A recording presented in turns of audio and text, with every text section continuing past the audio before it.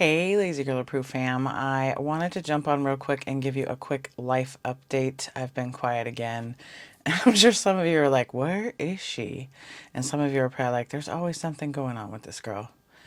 Yep, that's life. So I just wanted to let you know what's going on. Some of you also may be going, who is this lady? Why do I care what's going on in her life? If so, that this video is probably not for you. This is just for the people that have been following me that are interested in kind of what's going on in my life. Some of you are, and so I wanted to jump on here and share with you life, sometimes sharing life can help people feel like they are not alone. And I've been quiet. So I know it seems like I go through periods where I'm super active on YouTube and social media, and then I kind of like fall off the face of the earth. And so it'll probably make sense in a minute why. So I have a couple updates. The first thing is, a lot of you know that I have an autoimmune disorder, and that's why I got into wigs, because I started losing my hair. And then I shaved my head off. My head off. Yeah, shave. I wish I could shave my head off some days. I shaved my hair off, and I'm growing it back. But my biologic medicine that I was on, Enbrel, started to fail, which they all do for me for some reason after about 2 years. And so they switched me to Taltz, and it is not working. And so I'm so exhausted. I feel nauseous. My joints hurt. I can't sleep, just all sorts of fun stuff. So I have psoriatic arthritis and psoriasis.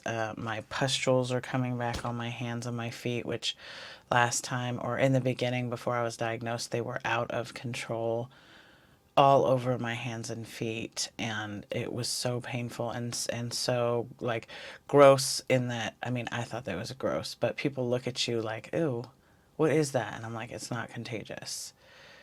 So I don't want to get to that point again. So now I'm actually fighting with my doctor. Not fighting with my doctor, but it's like calling, leaving a message. They call me back, leave a message, and then they don't listen to what I'm saying. If you have an autoimmune disorder, chances are you don't have a doctor that's just amazingly wonderful and everything goes right.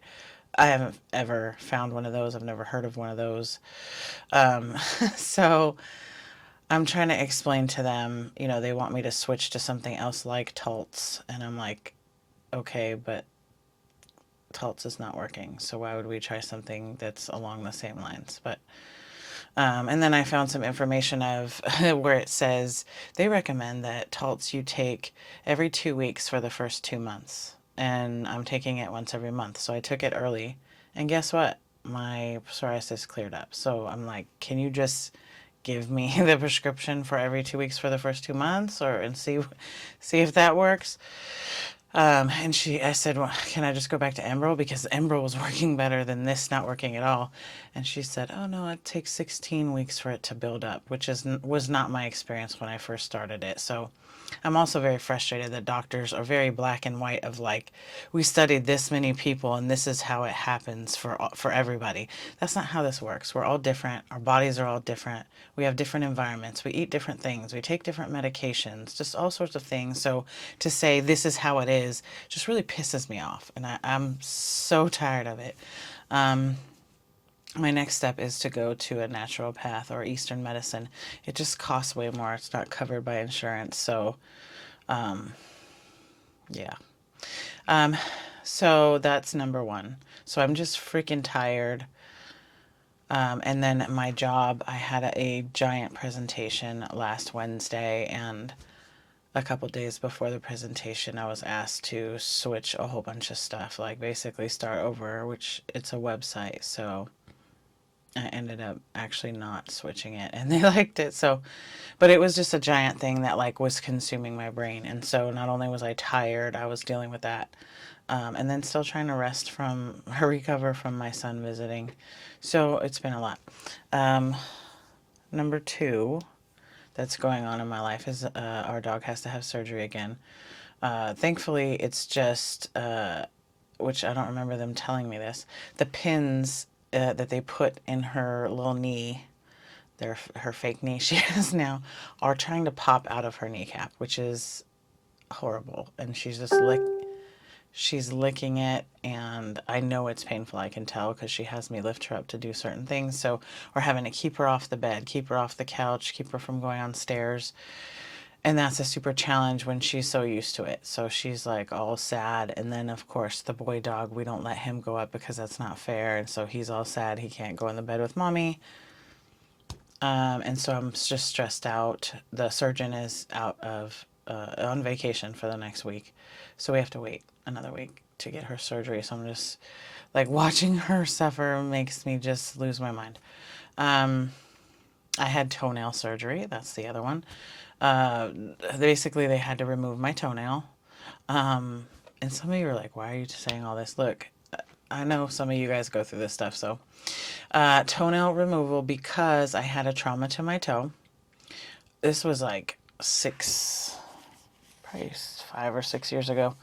Trauma to my toe. And at that time, I got pedicures a lot.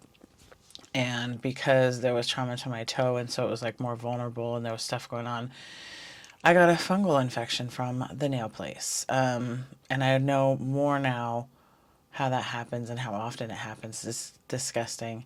And just so you guys know, the toe fungus, it could be from the tools or what have you. If they're washing, they're sanitizing them the way they're supposed to, which is like in UV light and a bunch of stuff, that's not usually where the fungus comes from. The fungus comes from the fact that everybody uses the same nail polish bottle. So, if you like to get pedicures, my recommendation to you is one, make sure that the place, ask them how they sanitize their products, make sure they're clean. The place that I go to for my nails, they literally open brand new packages of their tools every time. But my suggestion is bring your own nail polish. So go find the color you want.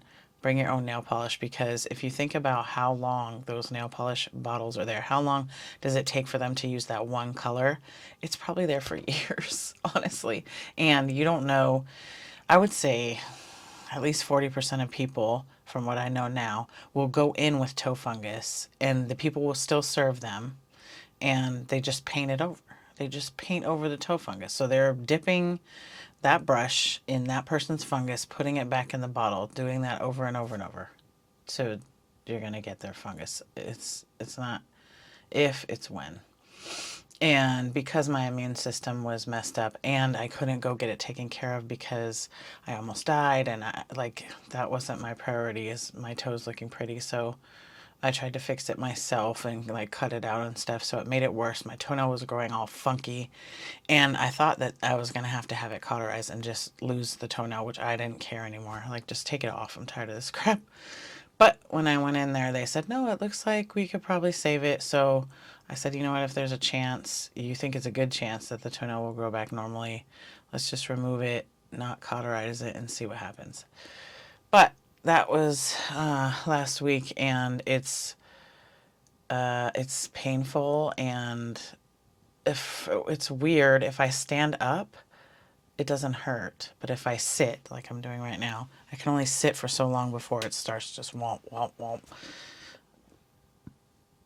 And so you factor in me being tired, my joints hurting, me not feeling well just in general, and then my toe hurting, trying to record videos and do social media. I can't right now.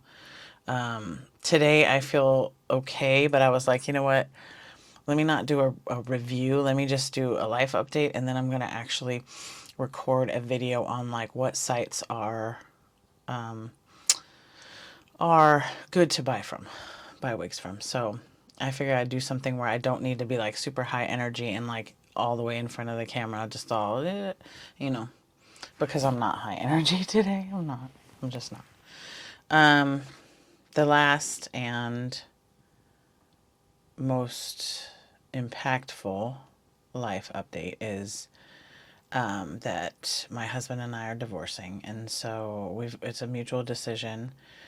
So after 27 years, technically 25, if you've heard my story, we divorced for 2 years and got remarried. That was like 7 or 8 years ago.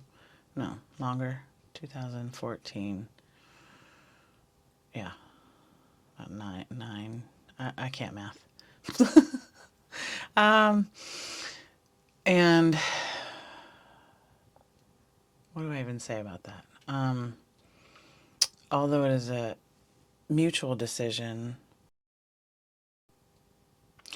it is still hard because technically we're best friends. We just want different things out of life, right? So it's especially, and this happens a lot. It's especially apparent now that like he's disabled and so he's not working and I'm working from home and we're thinking, you know, the kids are grown. We still have a kid at home that is autistic that we're trying to work through some stuff to see if they're going to be able to go out on their own or not. But they're still able to take care of themselves and do the major stuff. So it's like we don't have, you know, we don't have any young kids to take care of. So at that point in your life, you kind of start to think about, well, what do I want to do now?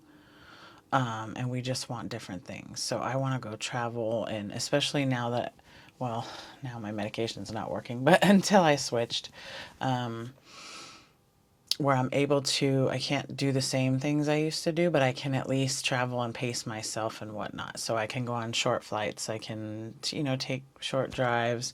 I want to go see things. And I realize my love language is actually making memories and spending time with the person I love doing things. And he has PTSD, so that's really, really challenging. And he would rather just sit, you know, in our back area patio and watch nature. So that's not the only thing, but it's just a lot of things.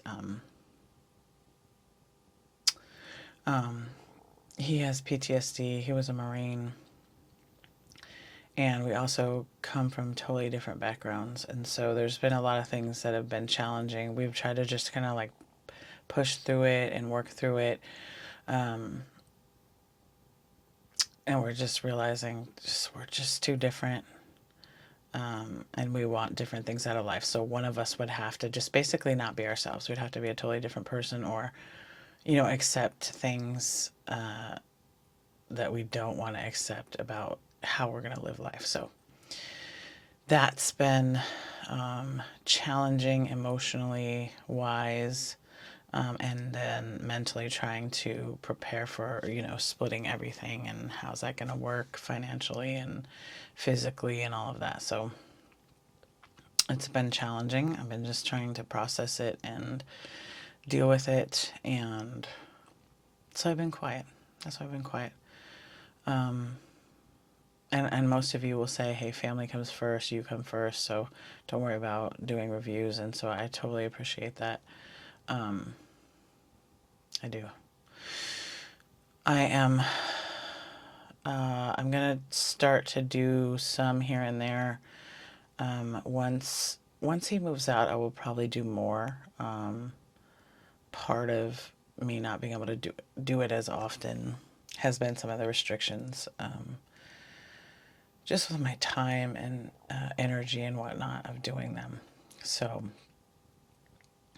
that's a whole other, we'll talk about that another time. So I appreciate your support. I just want to let you guys know what's going on in my life, and hopefully if any of you have gone or are going through any of this stuff, this will help you feel a little bit less alone. Feel free to DM me and say, you know, leave me messages of support or share your story of, you know, what you're going through or what have you. I will try to get to them as I can.